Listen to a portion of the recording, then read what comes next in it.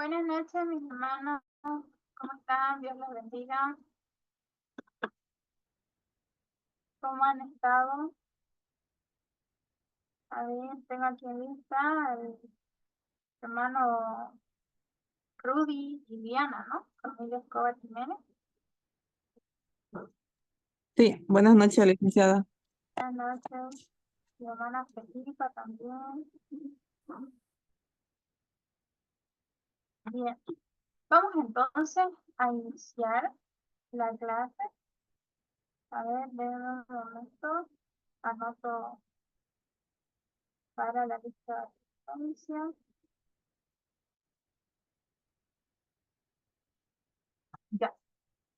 Bien, entonces vamos a iniciar. En esta ocasión le voy a pedir al hermano Rudy, por favor, que nos pueda acompañar con la oración inicial de la clase del día de hoy. Si pudiese, por favor.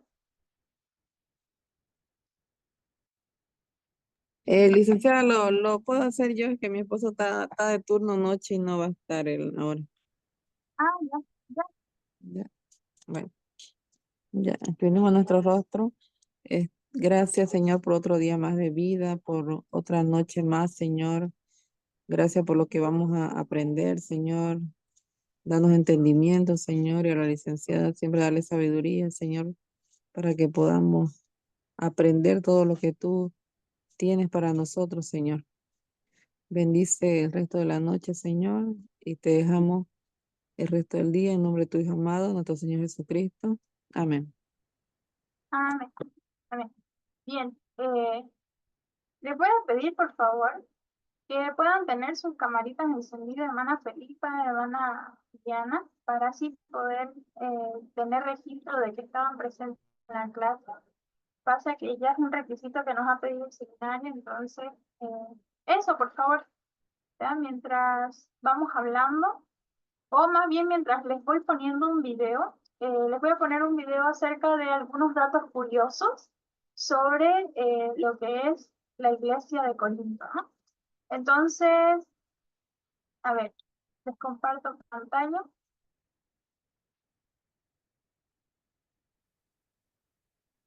En esta epístola deseamos ver, en primer lugar, a quién fue dirigida y las circunstancias que rodearon la escritura de la misma. La carta fue dirigida a la iglesia de Corintio. Pablo la escribió desde Éfeso en los años 55-57. Corintio era el lugar más pecaminoso de todo el imperio romano en los días del apóstol Pablo. Se le ha llamado el Bazar de la Vanidad. Está localizada a unos 70 kilómetros de la ciudad de Atenas, hacia el oeste, en un istmo entre Peloponeso y Grecia continental. Era una de las ciudades más florecientes de la antigua Grecia en los tiempos del Imperio Romano, con 3 puertos, dos de los cuales eran de importancia en la actualidad. En la actualidad han perdido su importancia debido a la construcción de un canal que eliminó la necesidad de hacer escala en la ciudad. En realidad, esa importancia que tenía antes la perdió hace mucho tiempo. Cuando Grecia era independiente, Corintio era la capital de la Liga de Acaya. Más tarde, en el año 196 a.C., Roma la declaró ciudad libre. En el año 146 a.C., fue totalmente destruida por el general romano Lucio Mumio. Sus tesoros fueron llevados a Roma y permaneció en esa condición por un siglo. 100 años después fue reconstruida por Julio César. Eso tuvo lugar en el año 46 a.C. y la ciudad recobró todo su antiguo esplendor. Estaba localizada en el istmo que ya hemos mencionado, y el comercio del mundo entero pasaba prácticamente por los 2 puertos de Corintio. En los días del apóstol Pablo tenía una población de 400.000 habitantes. La población estaba formada por gente de procedencia griega, de judíos, italianos y muchas otras nacionalidades. Marineros, negociantes, aventureros y refugiados de los 4 puntos cardinales del Imperio Romano deambulaban por sus calles. Aquí tenía lugar una especie de feria de la vanidad. Los vicios procedentes del oriente y del occidente se unían a este lugar y contribuían a la degradación humana de la ciudad. Hasta la misma religión era usada para propósitos indignos. Se había edificado a la diosa griega de la belleza y del amor, Afroditas, o Venus según el nombre romano, un magnífico templo en el que miles de sacerdotisas servían en una adoración vil e inmoral. Esas llamadas sacerdotisas pues no eran otra cosa que prostitutas, porque el sexo era allí una religión. Algo más que debemos notar aquí, no solo la religión se había envilecido, sino que la filosofía griega estaba en decadencia. En la ciudad se daba rienda suelta, desfrenadamente, a todas las pasiones, y se suscitaban discusiones sin fin. Por esa razón dijo el apóstol Pablo cuando llegó: entre vosotros no quise saber de otra cosa que de Jesucristo, y más exactamente de Jesucristo crucificado. Según el capítulo 2, versículo 2 de esta primera carta, esta era una ciudad entregada totalmente al placer, al libertinaje y al alcoholismo. En el Imperio Romano habían inventado una palabra nueva, que era corintializar. Cuando uno se había corintializado, quería decir que había alcanzado el límite de la bajeza moral. En este contexto de confusión de Corintio, el apóstol Pablo predicó el Evangelio, fundó ahí una iglesia y más tarde le escribió 2 cartas. Llegó a esta ciudad en su segundo viaje misionero y en este lugar terminó su tercer viaje misionero. En los Hechos capítulo 18, versículo 1-18, se nos presenta el relato de los 18 meses pasados en Corintio. Ahí conoció a Aquila y a Priscila. Ellos habían tenido que abandonar Roma debido a un edicto de Claudio, el emperador romano. Uno de los escritores romanos nos informa que la razón por la cual debieron salir eran los disturbios causados por la persecución contra los judíos en Roma. Ahora, cuando Pablo llegó a Corinto por primera vez, predicó en la sinagoga y, como solía ocurrir, se produjo un tumulto. Pablo estaba generalmente implicado en desórdenes públicos o en movimientos de renovación en los lugares que visitaba, y Corintio no fue una excepción. En su tercer viaje misionero, se quedó en Éfeso por un prolongado periodo, y allí llevó a cabo una labor extraordinaria en su trabajo misionero. Esa zona probablemente fue la más evangelizada. Sin embargo, ello provocó cierto malestar entre los corintios, ya que ellos eran creyentes muy recientes en la fe cristiana, y estaban presionando a Pablo para que los visitara. Aparentemente, Pablo les escribió una carta para corregir algunos de los errores que habían aparecido en esa iglesia. Ellos, por su parte, le escribieron formulándole preguntas sobre temas de cuestiones políticas, religiosas, asuntos domésticos, la moralidad y el paganismo. Pablo pues le respondió por medio de una carta que aparentemente no nos llegó a nosotros. La carta que siguió después a los informes que le llegaron es la que conocemos como Primera de Corintios y la que vamos a considerar en nuestros estudios. Más adelante vemos que Pablo escribió una segunda carta a los Corintios. Bueno, espero que este estudio te...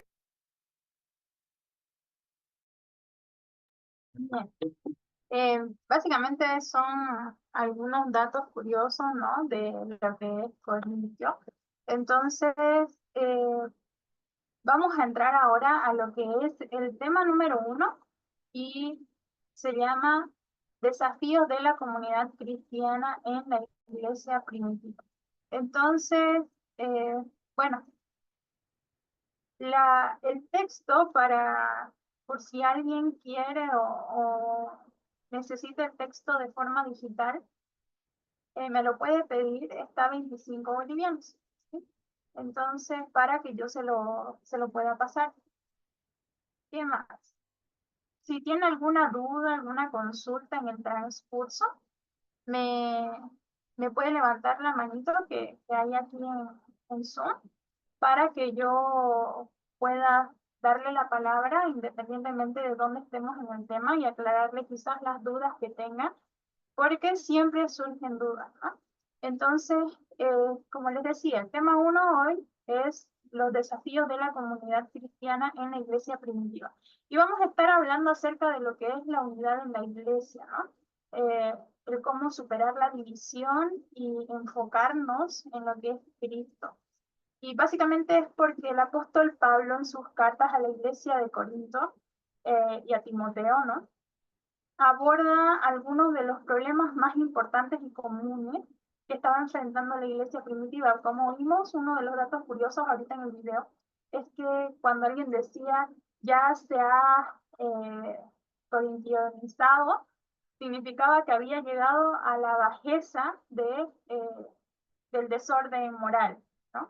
Entonces, básicamente, algunos problemas que enfrentaba la iglesia primitiva y que de hecho continúan todavía afectando a la iglesia moderna son justamente estos, ¿no? Los problemas morales.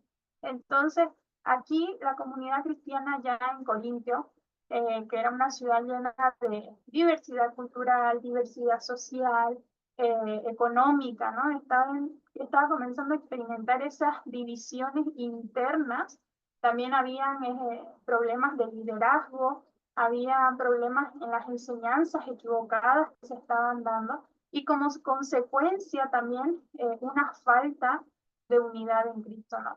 Entonces es aquí cuando Pablo escribe en 1 del 1 al 4 y en Timoteo, 1 Timoteo 1, para confrontar justamente estos problemas, enfatizando el poder de la unidad, la necesidad de líderes humildes y la importancia de la sana doctrina. Entonces, el estudio de este tema que vamos a tener no solamente nos va a ayudar a entender esos desafíos de la iglesia primitiva, sino también a que podamos encontrar aplicaciones prácticas para mantener esa unidad en nuestras congregaciones hoy, porque si nos ponemos a escudriñar aún nuestras congregaciones, nuestras comunidades cristianas, nos damos cuenta de que aún existe división dentro de la iglesia. Entonces, un reino dividido no puede avanzar. Entonces, se necesita la unidad en Cristo para que nosotros podamos continuar llevando ese mensaje tan preciado que se nos predicó, ¿no? Que se nos ha hablado. Y como punto número 1, vamos a abordar lo que es la importancia de la unidad en Cristo. Y esto está en Primera de Corintios, ahí en sus Biblias si tienen, o si las pueden sacar. Vamos a ir a Primera de Corintios, capítulo 1, versículo 10 al 17. Entonces, vamos a ir leyendo de uno en uno.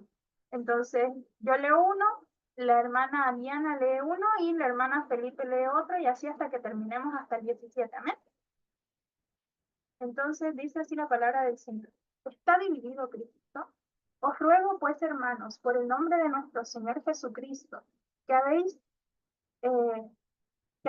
todos una misma cosa y que no haya entre vosotros divisiones, sino que estéis perfectamente unidos en una misma mente y en un mismo parecer.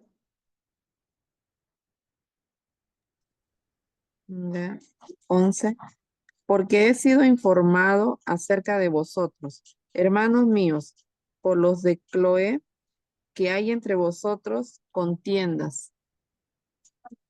Hermana Felipa, ¿está por ahí?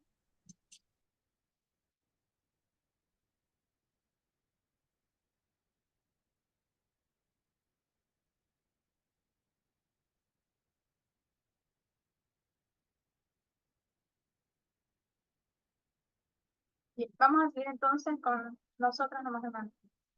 Quiero decir que cada uno de vosotros dice, yo soy de Pablo, yo de Apolos, yo de Cefas y yo de Cristo. Mm, ya. ¿Acaso está dividido Cristo? ¿Fue crucificado Pablo por vosotros? ¿O fuisteis bautizados en el nombre de Pablo? Doy gracias a Dios de que a ninguno de vosotros he bautizado sino a Crispo y a Gallo. Para que ninguno diga que fuisteis bautizados en mi nombre. También bauticé a la familia de Cefas. De los demás no sé si he bautizado a algún otro. Pues no me envió Cristo a bautizar, sino a predicar el evangelio, no con sabiduría de palabras, para que no se haga vana la cruz de Cristo. Ah, entonces, básicamente vemos que desde el comienzo de su carta a los Corintios, Pablo estaba abordando ese problema de la división, llamando a que todos los creyentes puedan vivir en unidad, ¿no? Con el título nomás que tenemos ahí dice, está dividido Cristo, entonces ya era un llamado a la unidad. Entonces, la iglesia de Corinto se había fragmentado en distintos grupos, algunos diciendo, como decía el versículo, yo soy de Pablo. A ver, ¿dónde está? Yo soy de Pablo y yo de Apolos y yo de Cefas y yo de Cristo. Entonces, esta tendencia a dividirse en facciones mostraba como ese enfoque en la figura humana, ¿no? Perdón, en la figura humana y no en Cristo, quien realmente es la cabeza de la iglesia, como se nos dice en Efesios capítulo 22. Y ahorita se los voy a leer.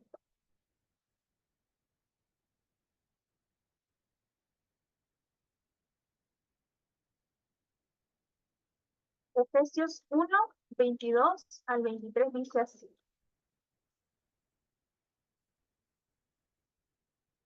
Y sometió todas las cosas bajo sus pies y lo dio por cabeza sobre todas las cosas a la iglesia, la cual es su cuerpo, la plenitud de aquel que todo lo llena en todo. Entonces, aquí Pablo resalta que al enfatizar a los líderes humanos por encima de la unidad de Cristo en la iglesia caían actitudes carnales, ¿no? Y también en lo que es la idolatría de personalidades. Entonces, Pablo, quien enfatiza prácticamente la cruz como un fundamento de la fe cristiana, aquí estaba señalando que Cristo, él decía en Primera de Corintios 1:17, ¿no? Pues no me envió Cristo a bautizar, sino a predicar el evangelio, no con sabiduría de palabras, para que no se haga vana la cruz de Cristo. Entonces, su llamado es claro. La iglesia debe enfocarse en Cristo y en su obra en la cruz, no en los hombres. Entonces, hoy esto nos invita a conocer que la identidad de nosotros como cristianos está en Cristo.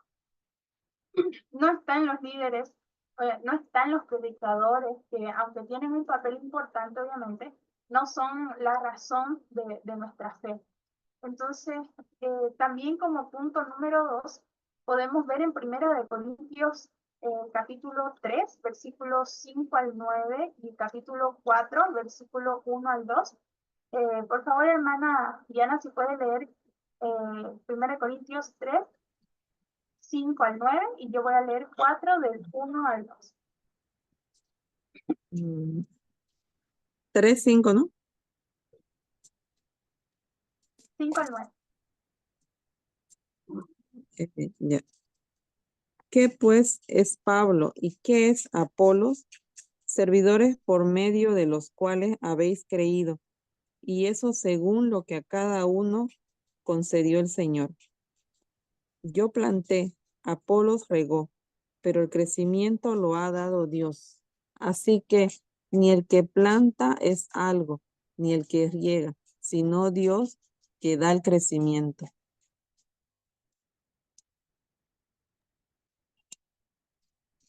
¿Sigo? Sí, hasta el 9, hermana, por favor. Ahí. Y el que planta y el que riega son una misma cosa, aunque cada uno recibirá su recompensa conforme a su labor, porque nosotros somos colaboradores de Dios, y vosotros sois labranza de Dios, edificio de Dios, conforme a la gracia de Dios que me ha sido dada. Yo como perito arquitecto puse el fundamento y otro edifica encima, pero cada uno mire cómo sobreedifica. Entonces, básicamente aquí nos habla sobre los líderes ya como siervos de Cristo y no como figuras de poder, ¿no?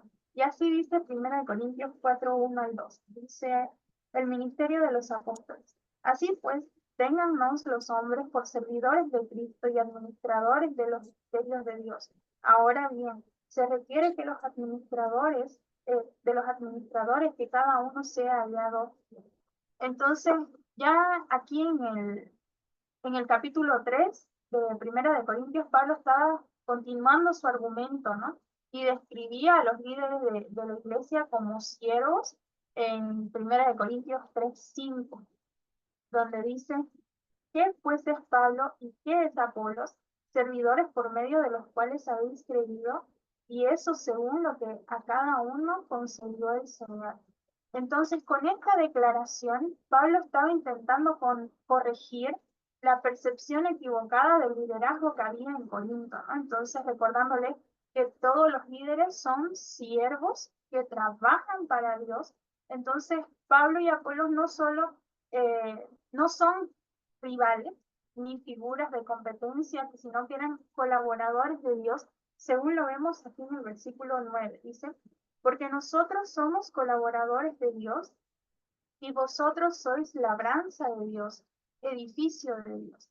Entonces, ellos se presentaban como colaboradores en la obra de Dios. Y así mismo, ya en 1 Corintios capítulo 4, versículo 1 al 2, Pablo estaba reafirmando, ¿no? Esa idea de que cada líder debe desempeñar su función en dependencia del Señor, que es quien da el crecimiento.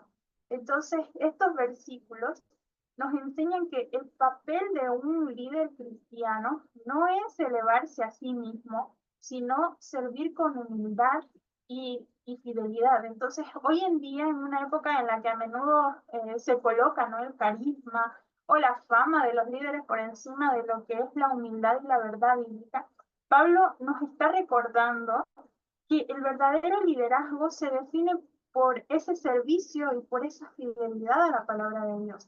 Entonces, no obstante, ya adentrándonos un poquito más también en lo que son las epístolas pastorales, por allá en Primera de Timoteo también encontramos lo que es esa necesidad que Pablo nos habla de la sana doctrina como una base de la unidad.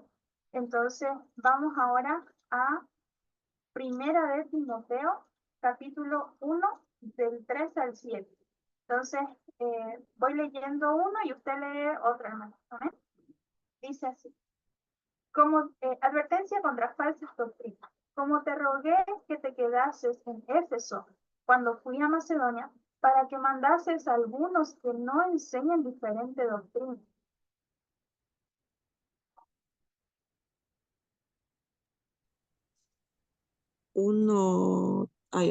Pensé que dijo 1:3. Ni presten atención a fábulas y genealogías interminables que acarrean disputas, más bien que edificación de Dios que es por fe. Así te encargo ahora. Pues el propósito de este mandamiento es el amor nacido de corazón limpio y de buena conciencia y de fe no fingida. De las cuales cosas, desviándose algunos, se apartaron a vana palabrería, Queriendo ser doctores de la ley sin entender ni lo que hablan ni lo que afirman. Entonces, aquí ya Pablo estaba tocando esa necesidad de la sana doctrina también, justamente como una base de la unidad. Entonces, otro aspecto fundamental que Pablo aborda es esto, ¿no? La sana doctrina.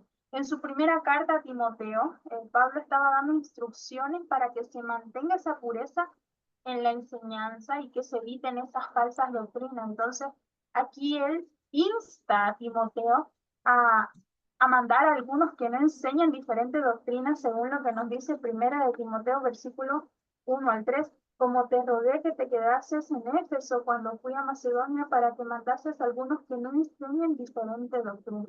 Entonces, aquí él que les decía que eviten, ¿no? Esas fábulas y genealogías interminables que promueven esas especulaciones en lugar de la edificación de la fe en Cristo, en Jesucristo. Entonces, el objetivo de esta advertencia era asegurar que la doctrina bíblica sea el nacimiento sobre el cual se construye la unidad en la iglesia. Entonces, Pablo aquí estaba señalando que el propósito de la enseñanza correcta es justamente el amor, ¿no? Y eso nos lo dice aquí en 1 Timoteo 1 al 5. Dice, pues el propósito de este mandamiento es el amor nacido de corazón limpio y de buena conciencia y de fe no fingida. Entonces, la doctrina pura no es solo un conjunto de enseñanzas, sino que es una herramienta para edificar el amor y la santidad en la vida de todos nosotros los creyentes. Entonces, la unidad en la iglesia, por lo tanto, viene a depender de la fidelidad a la enseñanza bíblica y la sana doctrina permite a la iglesia que ésta pueda discernir la verdad y el error, previniendo que los creyentes seamos llevados, ¿no? por esas enseñanzas engañosas o manipuladoras. Entonces, en un mundo donde ahora existen tantas contradictorias, ¿no? La palabra de Dios sigue permaneciendo como esa verdad que unifica. Entonces sabemos que la palabra de Dios no se contradice.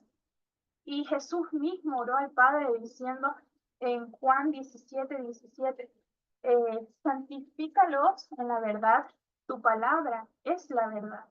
Entonces vemos aquí que es la palabra de Dios que permanece como esa verdad que unifica a la iglesia de Cristo. Y así mismo vamos viendo, conforme Pablo nos va hablando, vamos viendo que la humildad y el servicio también son fundamentales para mantener esa unidad en Cristo, ¿no? ¿Y qué es lo que nos dice Filipenses capítulo 2, versículo 3?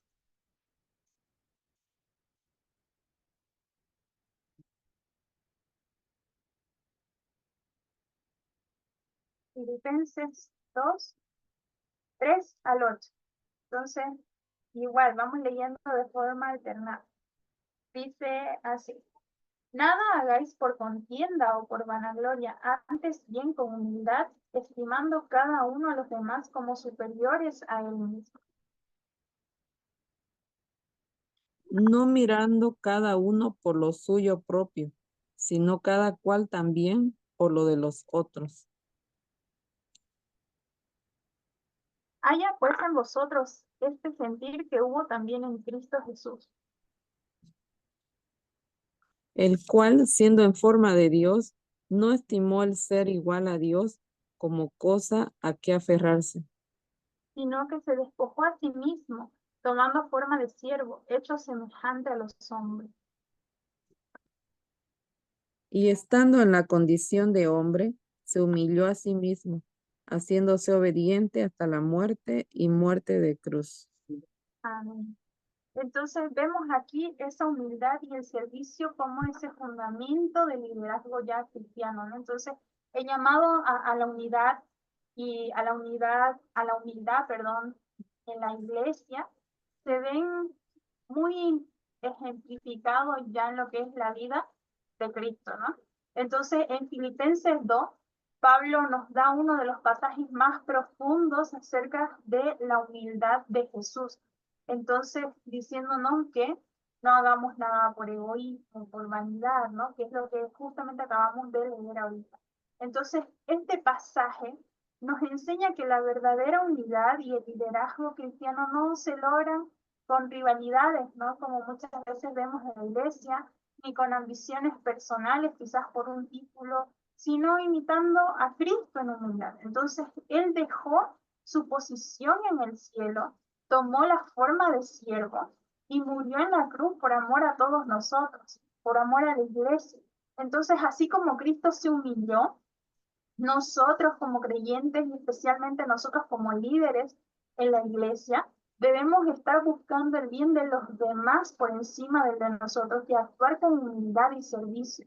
Había una frase que me estuvo mostrando mi mamá hace unos días, de, como sabemos, recientemente pasó la reforma protestante que fue el 31 de octubre, ¿no?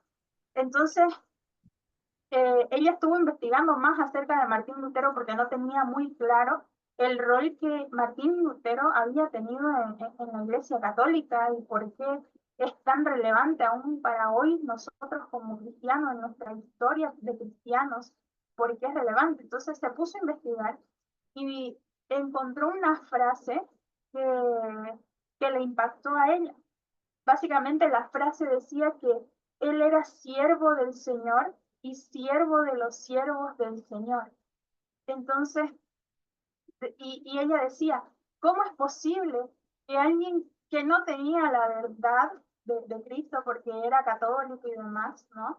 Entonces decía, ¿cómo es posible que alguien que no tenía la verdad tenía tanto amor por Dios? Y yo ahí le dije, pues más, en el cielo nos vamos a llevar sorpresa. Un día mi docente de teología, me acuerdo en una de las clases, dijo, en el cielo nos vamos a llevar sorpresa, porque no necesariamente porque alguien esté en una religión significa que está del todo mal. A veces Dios tiene misericordia de las personas. El punto está en qué tanto aman al Señor, cómo ellos, en qué Jesús creen, cómo llevan sus vidas, cómo está ese corazón, porque Dios usó un católico para que hoy nosotros podamos ser cristianos protestantes. Entonces, como protestantes, de ahí del protestantismo surgieron todas las ramas como el pentecostalismo, los bautistas, apostólicos. Entonces se derivó todo. Entonces Dios usó un católico y así como usó un católico, Él puede usar a la persona que Él quiera. Entonces, y hay buenos líderes. Por ejemplo, acá en Pando hay una señora que ella trabaja en peluquería y yo no sabía que ella era líder de la iglesia mormona, pero ella tiene un corazón de servicio, es tan amorosa, en sus acciones uno puede ver el reflejo de Cristo en su vida, a pesar de que está en una religión, como nosotros lo llamamos, una secta errada, pero su liderazgo, cómo lo lleva, es totalmente cristocéntrico. Entonces, ahí es donde nosotros vemos que nos vamos a llevar probablemente en el cielo muchas sorpresas y nos encontremos personas que quizás nosotros creíamos que estaban completamente erradas, pero por esa fe, por ese corazón que tuvieron a Cristo, de querer ser servidores de Cristo, y también servidores de los siervos de Cristo, entonces es probable que nos llevemos muchas sorpresas allá.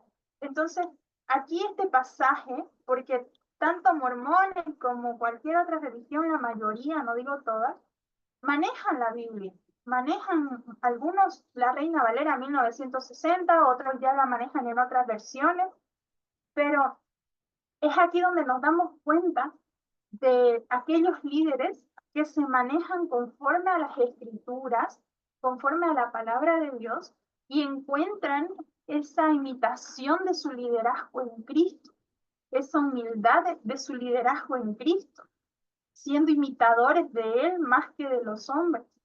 Entonces, así como Cristo se humilló, nosotros también tenemos que ser imitadores de Él, especialmente como líderes. No podemos querer posicionarnos en cierto nivel y que porque seamos líderes ahora todos nos tengan que servir. A mis estudiantes del mes pasado les contaba cómo aquí, creo que la única que ha estado en mi clase anterior o anteriores ha sido la hermana Felipa, pero acá en Pando, donde estoy actualmente, muchos de los líderes, cuando tienen ya un título, no quieren ser servidores. Ellos esperan a que la gente los sirva, que los hermanos los sirvan, al punto de que hacen como una especie de camarilla donde en una mesa especial con platos de vidrio, jarras de vidrio y todo elegante, comen exclusivamente los que tienen un título en la iglesia o un grado en la iglesia, y todos los demás en platos de plástico, vasos de plástico, por allá, poquito, lo que sobra, pero a los demás se les da un banquete, un manjar, y uno les tiene que servir, prácticamente uno les tiene que hacer todo, y uno no les puede decir que no, porque se enojan. Entonces, es aquí donde vemos por qué muchas veces la iglesia no tiene esa unidad, es porque hay un error ya de por sí dentro de la iglesia. Entonces, ya hay una falencia dentro de la iglesia que los líderes, en vez de querer ser como Cristo, quieren incluso ponerse en un lugar superior a Cristo, cuando Cristo nos enseñó que Él vino a servir.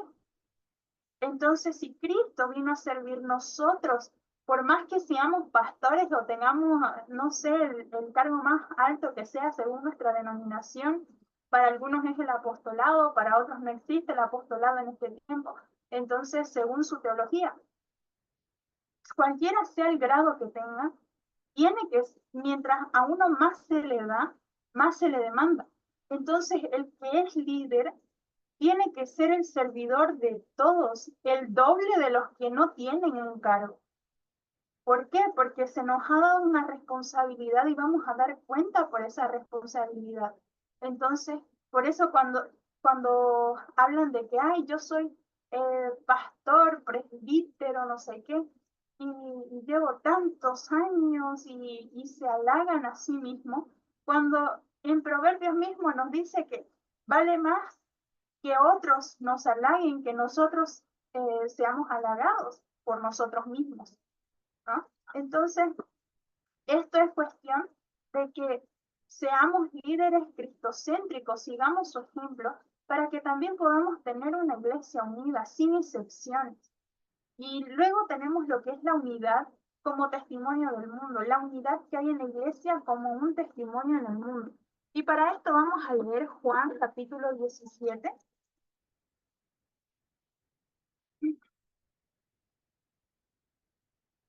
Juan capítulo 17, versículo 20 al 23.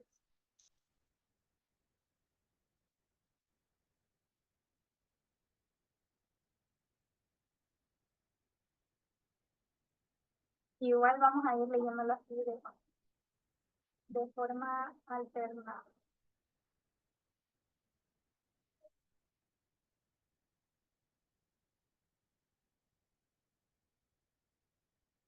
Dice,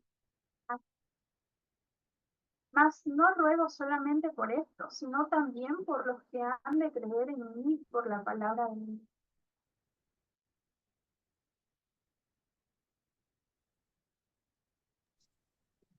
Juan 17 era, perdón, no. 17, 20, le tocaría del 20 al 23 le tocaría el 21. Ay, 20, ¿no? Ya. Mas no ruego solamente por esto, sino también por los que han de creer en mí por la palabra de ellos.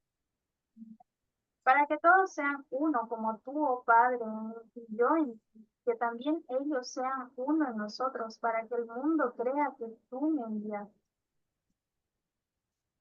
La gloria que me diste, yo les he dado, para que sean uno, así como nosotros somos uno.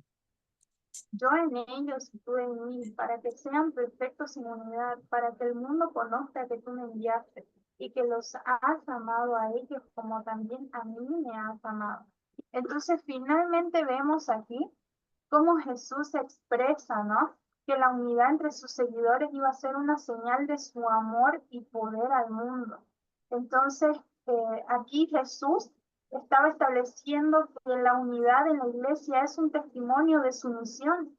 Entonces, cuando la iglesia vive en unidad, el mundo puede ver en la iglesia una comunidad transformada por el amor de Cristo, una comunidad sin interés alguno por algo material quizás. Entonces nuestra unidad entonces no solo beneficia a la iglesia internamente, sino que tiene el poder de atraer a otros hacia el evangelio. Entonces, en conclusión, los desafíos que enfrentó la iglesia de Corinto son relevantes hoy en día. La tentación de dividirnos por preferencias personales o de elevar a líderes humanos sigue presente, pero Pablo y Jesús nos recordaron en Primera de Corintios y también los demás versículos que estuvimos viendo que nuestra verdadera identidad está en Cristo. Entonces, la iglesia debe permanecer unida en la doctrina, debe permanecer unida en el amor, esforzándose por reflejar esa humildad, ese servicio de Cristo.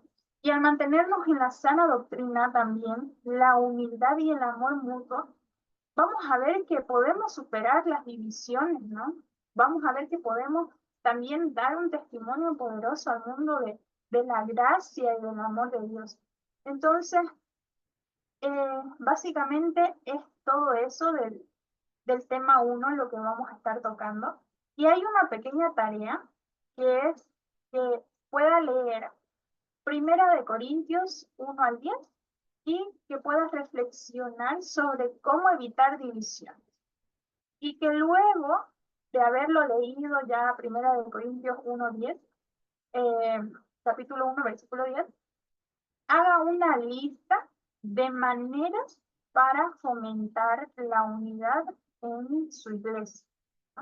Entonces, que según lo que usted lea en ese versículo, o más bien respecto también a todo el tema que hemos visto, usted puede hacer una lista de cómo fomentar esa unidad en Cristo, ¿no? En su comunidad, en su iglesia.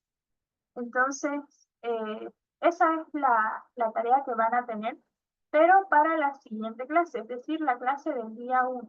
Entonces, en la clase del día 1, o en toda esta semana usted me lo puede enviar y ya en la clase siguiente vamos a ir tocando así de a poquito en poquito, 1 minuto o 2 minutos cada hermano para que pueda decirnos como una lista, ¿no?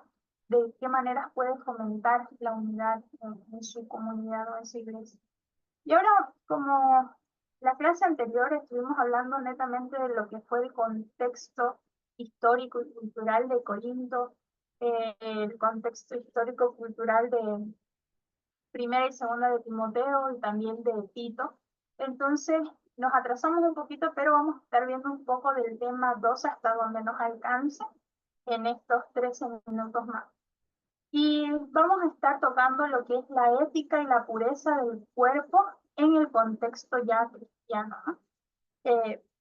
Vamos a ver cómo la pureza, o más bien la pureza como el testimonio, ¿no? Viviendo ya una vida de integridad en el cuerpo y el espíritu. Entonces, la Biblia hemos visto que nos enseña que el cuerpo humano es el templo del Espíritu Santo y como tal merece ser cuidado, merece ser respetado, merece ser honrado. Entonces, ya no es solamente un principio de vida personal, sino que viene a ser un compromiso, ¿no?, con Dios y también aún con nuestra comunidad de creyentes. Entonces, en el contexto cristiano, vemos que la pureza y la ética se extienden a cada área de nuestra vida y involucrando lo que son los pensamientos, las acciones, las relaciones, las motivaciones. Entonces, este llamado a la pureza invita o nos invita a nosotros a que podamos vivir de manera que honremos a Dios en todas nuestras decisiones y aún en todos nuestros comportamientos. Y en esta lección vamos a ir explorando lo que significa vivir en pureza, cómo cuidar nuestro testimonio y también por qué es importante el mantener un compromiso firme de integridad, tanto personal como comunitario. Y sabemos que la integridad lo podemos resumir en algo simple. La integridad, ¿cómo podemos saber si somos personas íntegras o no? Cuando estamos a solas, cuando nadie nos ve y seguimos siendo las mismas personas que decimos que somos y no tenemos de qué avergonzarnos. Entonces, no podemos decir, por ejemplo, soy íntegro, soy íntegra y a escondidas, no sé, estoy haciendo cosas indebidas. Entonces, sabemos que la integridad va mucho más allá de eso. Y vamos a ver como primer punto lo que es el cuerpo como templo del Espíritu Santo, según lo que nos habla Primera de Corintios, capítulo 6.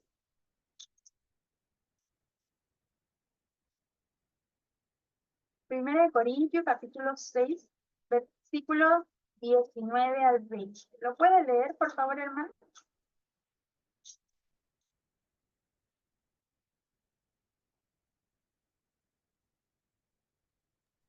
6, 19, Corintios 6, 6, ¿cuánto? 19 y 20. Ahí está. ¿O ignoráis que vuestro cuerpo es templo del Espíritu Santo, el cual está en vosotros, el cual tenéis de Dios y que no sois vuestros?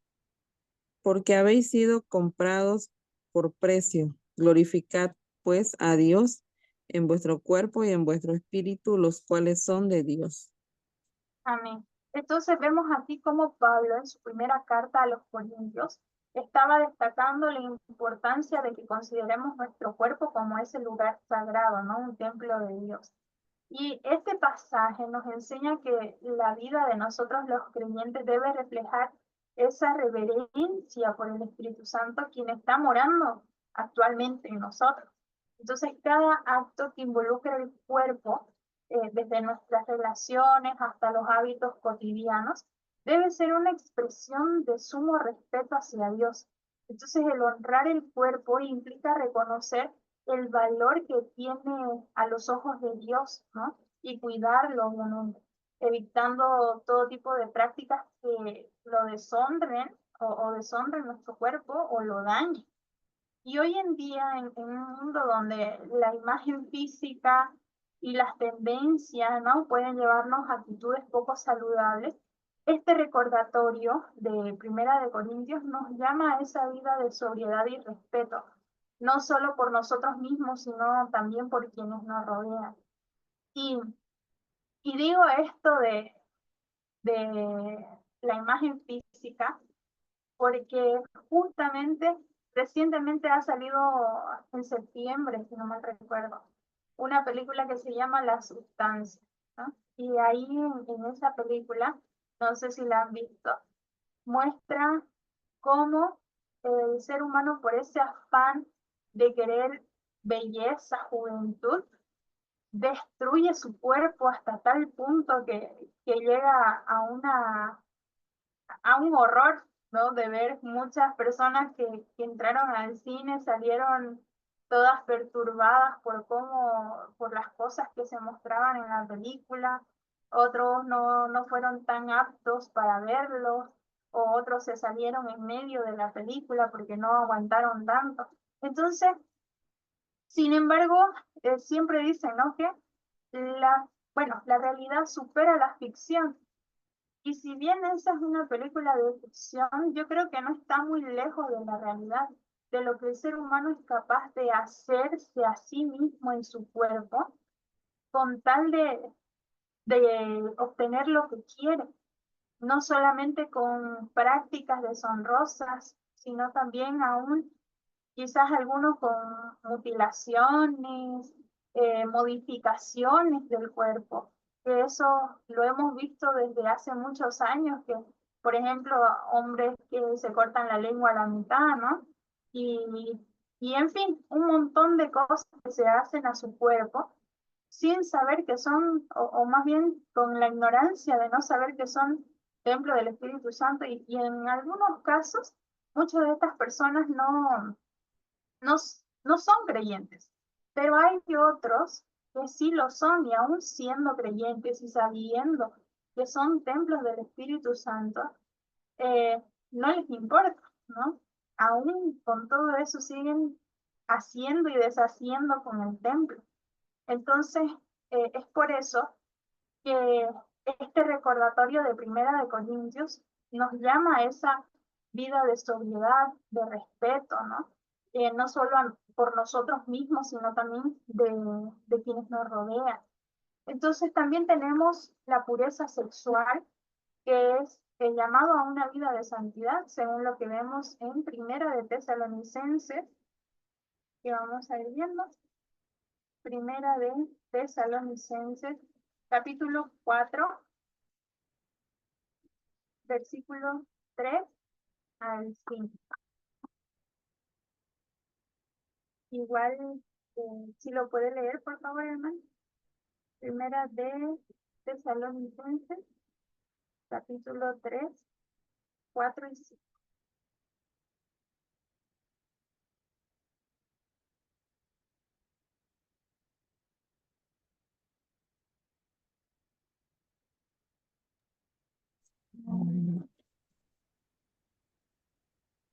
Capítulo 3, el 4, ¿no? Sí, 4, versículo 3 al 5. El 4. Porque ya sabéis qué instrucciones os dimos por el Señor Jesús, pues la voluntad de Dios es vuestra santificación, que os apartéis de fornicación.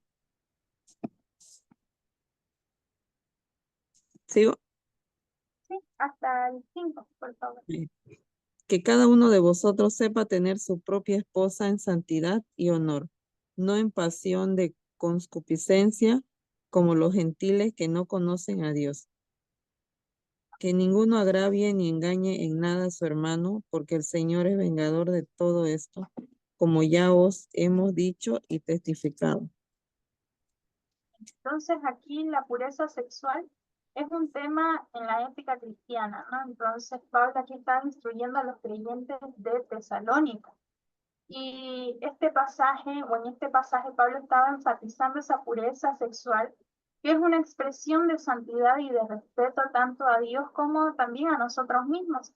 Y la inmoralidad sexual degrada, y no solamente degrada, sino que también deshonra el propósito sagrado del cuerpo, mientras que la pureza sexual obviamente revela esa dedicación a vivir de acuerdo con los valores de Dios. Entonces, la llamada a la santidad sexual no es una restricción arbitraria, sino que viene a ser ese medio para alcanzar una vida plena y armoniosa en la que el respeto y la integridad se destacan. Entonces, este principio que vemos aquí en Primera de Tesalonicenses se aplica a todas las relaciones y momentos de la vida, invitándonos a que nosotros honremos a Dios en nuestras decisiones y también en nuestras relaciones íntimas. Vemos asimismo, y vamos a ir viendo, Primera de Timoteo, capítulo 5, versículo 1 al 2.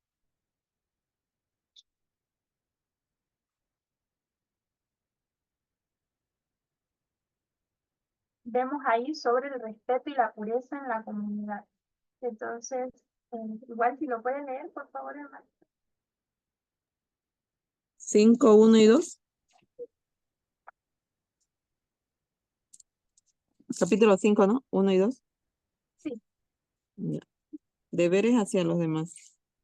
No reprendas al anciano, sino exhórtale como a padre, a los más jóvenes como a hermanos, a las ancianas como a madres, a las jovencitas como a hermanas, con toda pureza.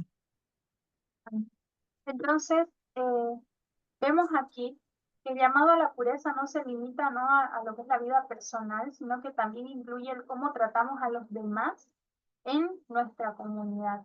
Y aquí Pablo, en su instrucción a Timoteo, le dice, ¿no?, que justamente no reprendas al anciano, exhórtale como a padres, ¿no? Luego a las ancianas como a madres, a las jovencitas como hermanas, con toda pureza. Entonces aquí vemos un mandato de tratar, o para que tratemos a los demás en nuestra comunidad de fe con pureza, con respeto. Y este enfoque se extiende para todas las edades, ¿no? Para todas las edades, para todos los géneros dentro de la iglesia, al tratar a cada persona con dignidad, con respeto, solo por el solo hecho de ser un ser humano ya merece respeto. Entonces, cuánto más nosotros como cristianos tenemos que ser demostradores de ese amor de Cristo, de esa luz de Cristo. Entonces, nosotros como cristianos debemos mostrar ese amor, esa pureza de Cristo en nuestras relaciones, en nuestras relaciones interpersonales, con nuestra familia, en nuestro trabajo, en todo lugar. Entonces, este tipo de respeto también previene ciertas conductas abusivas y también manipuladoras, promoviendo ya lo que es un ambiente más saludable en el cual todos se sientan valorados por nosotros, ¿no? Y la pureza en la comunidad también, o en nuestras iglesias, se traduce en relaciones honestas, en relaciones libres de segundas intenciones, lo cual nos fortalece, ¿no? Fortalece el testimonio de la iglesia ante el mundo también. Y más adelante, si vamos leyendo ya en otra carta de Pablo, en Filipenses, capítulo 4, verso 8, también nos encontramos el tema sobre el control de los pensamientos como base de la pureza.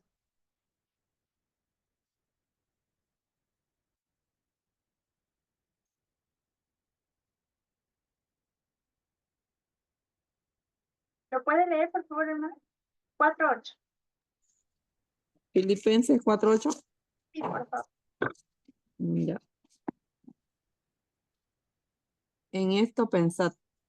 Por lo demás, hermanos, todo lo que es verdadero, todo lo honesto, todo lo justo, todo lo puro, todo lo amable, todo lo que es de buen nombre, si hay virtud alguna, si algo digno de alabanza, en esto pensad. Entonces aquí vemos que el cuidado de la pureza también comienza en la mente, ¿no?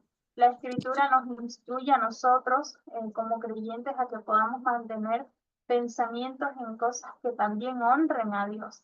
Y la pureza de vida comienza, ¿no?, con la pureza mental. Entonces la mente viene a ser ese lugar donde nacen todas nuestras acciones y comportamientos.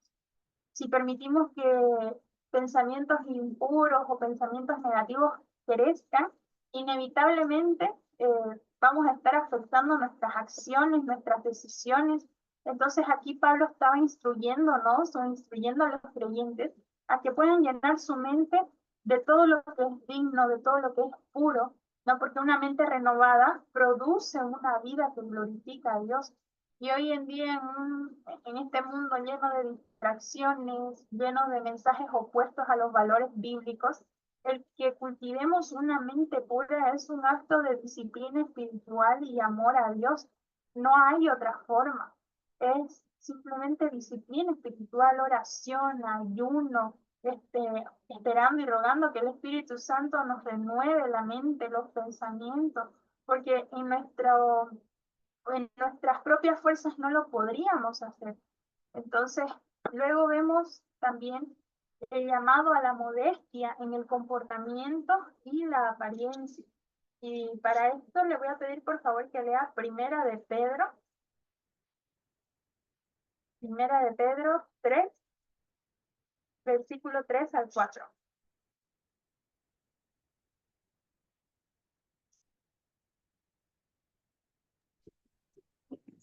Tres, el 4, ¿no? Versículo De, 3 al 4. deberes conyugales, ¿eso?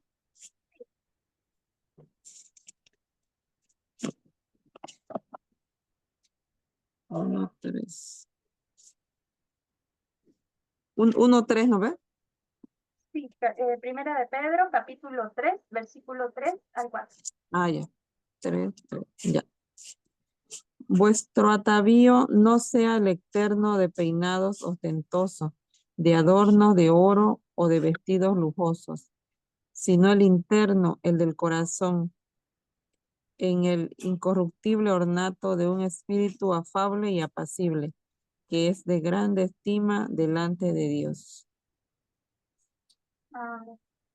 Entonces, otro aspecto de la ética y la pureza cristiana es justamente la modestia, ¿no? Y es aquí en Primera de Pedro que se nos exhorta a que nuestro enfoque no esté en lo exterior, sino en el carácter interno.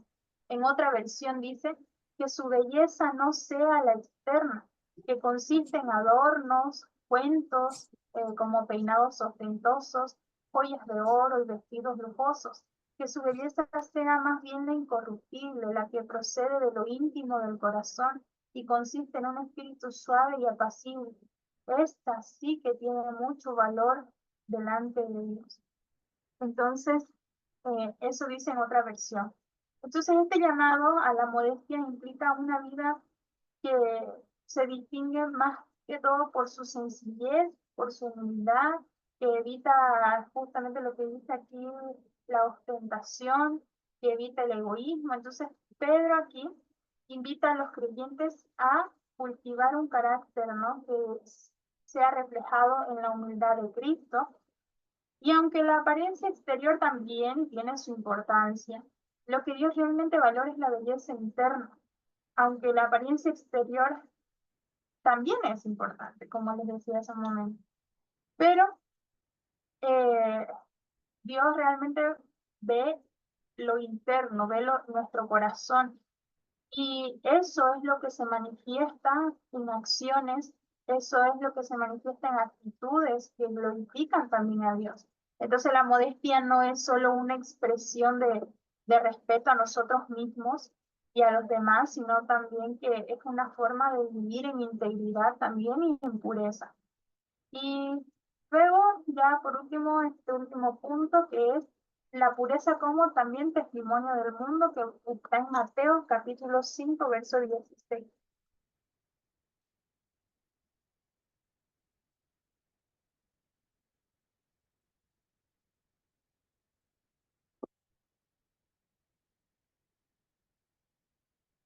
Igual si lo puede leer, por favor, hermano. Ya. 5:16. Así alumbre vuestra luz delante de los hombres, para que vean vuestras buenas obras y glorifiquen a vuestro Padre que está en los cielos. Amén. Entonces, vemos aquí que la vida en pureza no solamente beneficia a la persona y a la comunidad, sino que también es un testimonio para el mundo, ¿no? Entonces Jesús dijo en el Sermón del Monte que eh, así lumbre nuestra luz delante de todos los hombres. Entonces, aquí Jesús nos está invitando a nosotros como sus seguidores a que vivamos de una manera que nuestras vidas sean luz en medio de tanta oscuridad. Entonces, la pureza en el comportamiento, la pureza en nuestras relaciones y en la forma de hablar, son todas esas pequeñas cosas que quizás a veces no le damos la importancia que debiera, son expresiones de esta luz que Cristo nos invitaba a que podamos también alumbrar. Entonces, al vivir con pureza, nosotros estamos reflejando ese carácter de Cristo, estamos ofreciendo un contraste positivo también en un mundo que a menudo está marcado por esa falta de ética, por esa falta de moralidad. Entonces, de esta manera, la pureza se convierte ya en una herramienta evangelística de una manera de atraer a otros, ¿no? Hacia lo que es la verdad del Evangelio. Es como un ancla para el mundo, porque incluso en Santa Cruz me pasaba bastante cuando estaba buscando trabajo, que el hecho de mi carta de presentación que diga que soy cristiana daba buena referencia de mí para la gloria del Señor. Algunos decían, vaya, es cristiana, entonces tiene buenos valores, tiene buenos principios, tiene moral, tiene ética. Entonces yo me quedaba como sorprendida porque hoy en día hay mucha falta de ética, mucha falta de moralidad y mientras que cuando somos cristianos de verdad, nacidos de nuevo, todos estos principios bíblicos, esta moral, esta ética, es parte de nosotros y la gente allá afuera sabe reconocerlo eso. Entonces, en conclusión, y también una aplicación práctica, ¿no? Para la vida, el vivir una vida en pureza y también la ética cristiana es un compromiso diario que incluye la mente, el cuerpo, el espíritu. Entonces la Biblia aquí es donde entra y nos recuerda que somos el templo del Espíritu Santo y que debemos honrar a Dios en todas las áreas de nuestra vida. Entonces, no solo se refiere a nuestra vida personal, sino también a la manera en que tratamos a los demás dentro y fuera de la pureza, eh, en lo que es nuestra comunidad cristiana, ¿no? Entonces, al vivir con integridad, no solo fortalecemos nuestro testimonio, sino que también glorificamos a Dios. Y como un plan quizás personal, ¿no? De integridad y pureza, esto para que usted pueda quizás aplicarlo en su vida diaria, podemos crear un plan personal de integridad, ¿no? Que incluya los siguientes pasos, ¿no? Como número uno, la oración diaria, que usted pueda pedir a Dios que le ayude a vivir en pureza, que le dé discernimiento para alejarlo de situaciones en que puedan comprometerse su integridad. También puede hacer estudio de la palabra, donde usted pueda leer y meditar regularmente en pasajes que hablen justamente sobre la santidad, sobre la pureza, como los versículos que estuvimos leyendo en Corintios o en Filipenses, ¿no?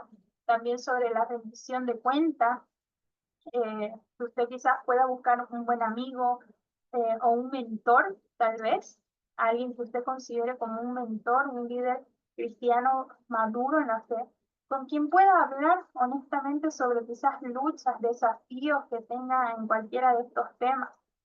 Y ya por último, como tarea, les dejo el que pueda leer Primera de Corintios, capítulo 6, versículo 18 al 20. Medite en cómo honra a Dios con su cuerpo y luego escriba sobre qué significa vivir en pureza. ¿Ah?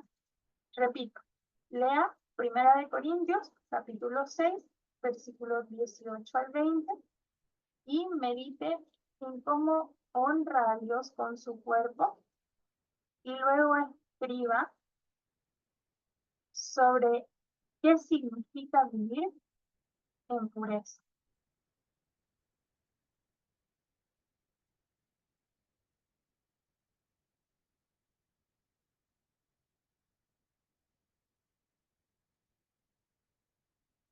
Bien. Entonces, ¿alguna pregunta, hermano? Estas dos tareas son para el lunes. Sí, Vamos a hacer así oral, ¿no? ajá, esas dos tareitas son para el lunes. Usted quizás lo escribe y me manda una foto para que yo también lo pueda tener, la evidencia de que lo hice. Y ya en clase vamos a ir comentando un poquito.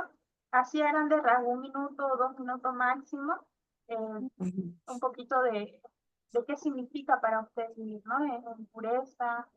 Entonces, el otro que le dije es una reflexión. Y luego tenía que hacer una lista, ¿no? Entonces, Ujú. así, reflexiones cortitas, no nos va a tomar mucho tiempo en la clase. Pero eso es para el lunes. Ya. Bien, entonces vamos a concluir la clase del día de hoy y vamos a cerrar también la clase con una oración. ¿Eh? Bien. Señor amado, delante de tu presencia, Señor, venimos, Padre, agradeciéndote, Señor, por este día, porque tú eres bueno, Señor, porque eres misericordioso. Te agradecemos, Señor, porque a ti te ha placido, Señor, hacernos conocer más de tu palabra, Señor, aunque muchas veces no merecemos tu misericordia, Señor, tu misericordia ahí continúa para con nosotros. Te damos gracias, Padre, Hijo y Espíritu Santo, porque a través de las cartas, Señor, que escribió el apóstol Pablo a los Corintios, Señor, hoy podemos tener enseñanza, Señor, para poder vivir una vida agradable a tus ojos, Señor. Ayúdanos y danos la fortaleza, Padre, para que podamos hacer tu voluntad por encima de la nuestra, Señor, para que podamos ser imitadores de Cristo, Señor, y no de los hombres. Gracias te damos, Padre, Hijo y Espíritu Santo, y bendecimos tu nombre. Padre, asimismo te pido que sea usted bendiciendo, Señor, a los hermanos que están aquí presentes en la clase del día de hoy y aquellos que no pudieron estar, Señor, que usted pueda continuar dándole la fortaleza para que puedan seguir continuando sus estudios en el seminario, que no se desanimen, Señor, y que aprendan cada día más de tu palabra, sabiendo de que esto no es obra de hombres, sino, Señor, obra tuya, Señor, que todo es para gloria y honra de tu nombre, para enseñar, Señor, tu palabra con denuedo, Señor, para que podamos tener ese conocimiento, Señor, y bases sobre los cimientos de nuestra fe, Padre amado. En el nombre de Jesucristo, Señor, te pedimos, Espíritu Santo, que esta palabra crezca y dé fruto en nosotros en lugar de que simplemente se vaya, Señor. En el nombre de Jesús, que esto pueda también fructificar, Señor, en nuestras almas, para que dé fruto y pueda reflejarse en nuestras acciones. Gracias te doy en el nombre de Jesucristo de Nazaret. Amén. Amén, mis hermanas. Entonces, que el Señor las bendiga, que tengan una excelente semana y nos vemos ya la siguiente semana. Fue un gusto haber estado aquí con ustedes, compartir la palabra y que quizás puedan o hayan aprendido algo nuevo, ¿no? Entonces, que el Señor las bendiga mucho. Amén. Bendiciones. Hermana, ¿me lo puede pasar el texto que dijo virtual? Ya, enseguida se lo paso. Ya.